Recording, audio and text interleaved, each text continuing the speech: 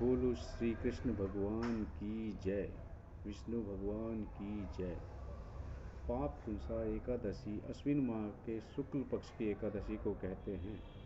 इस एकादशी का महत्व स्वयं भगवान श्री कृष्ण ने धर्मराज युधिष्ठिर को बताया था। इस एकादशी पर भगवान पद्मनाभ की पूजा की जाती है। पाप रूपी हाथी को इस व्रत के पुण्य रूपी अंकुश से बेधने के कारण ही इसका नाम पाप पुंसा एकादशी हुआ है। इस दिन मौन रहकर भगवत स्मरण तथा भोजन का विधान है। इस प्रकार भगवान की आराधना करने से मन शुद्ध होता है तथा व्यक्ति के सद्गुणों का समावेश होता है। पाप पुंसा एकादशी व्रत कथा। प्राचीन काल में विंध्य पर्वत पर क्रोधन नामक एक महाक्रूर बहेलिया रहता था। उसने अपनी सारी जिंदगी हिंसा, लूटपाट, मदपान तथा मिथ्या भाषण आदि में व्यतीत कर दी। जब जीवन का अंतिम समय आया तब यमराज ने अपने दूतों से कहा कि वे क्रोधन को ले आए। यमदूतों ने क्रोधन को बता दिया कि कल तेरा अंतिम दिन है। मृत्यु के भय से भयभीत वह बहेलिया महर्षि अंगिरा के शरण में उनके आश्रम जा पहुंचा। महर्षि ने उसके अनुनय विनय से प्रसन्न होकर उस पर कृपा करके उसे अगले दिन ही आने वाली अश्विन शुक्ल एकादशी की विधि पूर्वक व्रत करने को कहा। इस कार वह महापापी व्याध पाप पुंसा एकादशी का व्रत पूजन कर भगवान की कृपा से विष्णु लोक को गया। उधर यमदूत इस चमत्कार को देखकर हाथ मलते रह गए और बिना क्रोधन के यमलोक वापस लौट गए। पाप पुंसा एकादशी की द्वितीय कथा। एक बार युधिष्ठिर ने श्री कृष्ण से पूछा कि अश्विन शुक्ल पक्ष की एकादशी का क्या महत्व है और इस अवसर पर किसकी पूजा होती है एवं इस व्रत का क्या लाभ है। युधिष्ठिर की मधुर वाणी को सुनकर गगनातीत श्री कृष्ण भगवान बोले। भगवान श्री कृष्ण ने कहा, हे कुंती नंदन, अश्विन माह की शुक्ल पक्ष की एकादशी का नाम पाप पुंसा है। इसका व्रत करने से सभी पाप नष्ट हो जाते हैं तथा व्रत करने वाला अक्षय पुण्य का भागी होता है। इस एकादशी के दिन इच्छित फल की प्राप्ति के लिए भगवान विष्णु का पूजन करना चाहिए।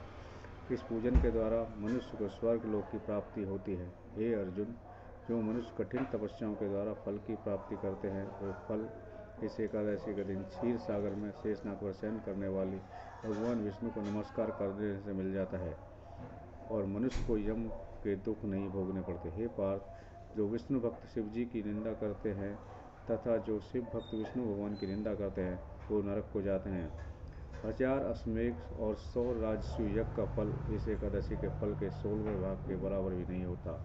अर्थात इस एकादशी का व्रत के समान संसार में अन्य कोई व्रत नहीं है।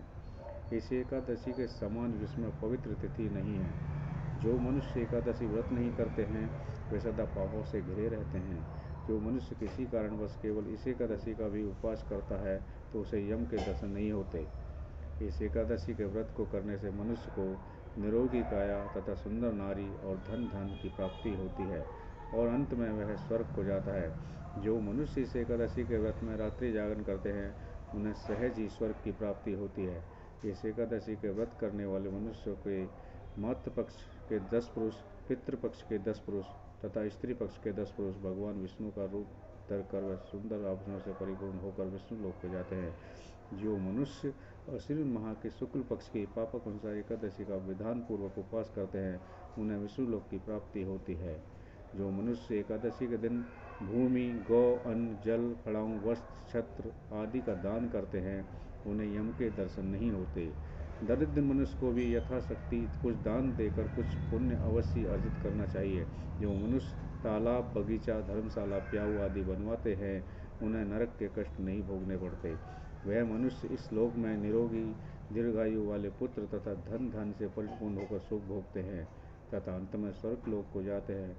भगवान श्री हरि की कृपा से उनकी दुर्गति नहीं होती। पापा कुंसा एकादशी का महत्व। पापा कुंसा एकादशी के दिन भगवान विष्णु की श्रद्धा और भक्ति भाव से पूजा तथा भावनों को उत्तम दान में दक्षिणा देनी चाहिए।